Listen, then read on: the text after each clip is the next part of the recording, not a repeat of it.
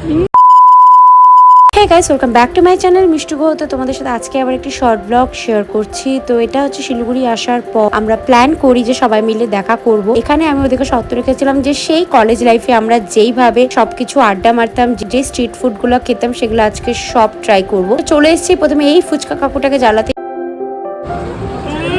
কতদিন পর শান্তি।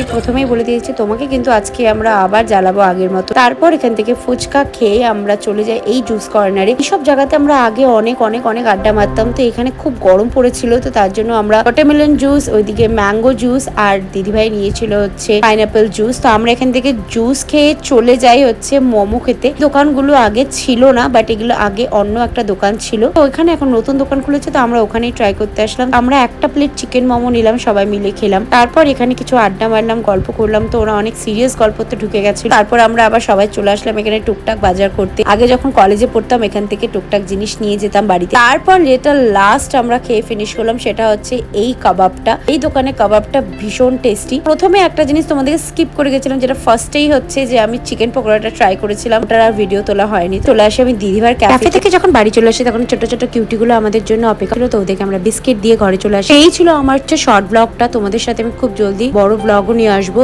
তো আই হোপ তোমাদের আমার ব্লগটা ভালো লেগেছে। ভালো থাকলে লাইক শেয়ার সাবস্ক্রাইব করতে, পাশে থাকা বেল আইকনটা ক্লিক করে দিও। ফেসবুক ইনস্টাগ্রামে ফলো করে দিও। Bye bye, stay tune.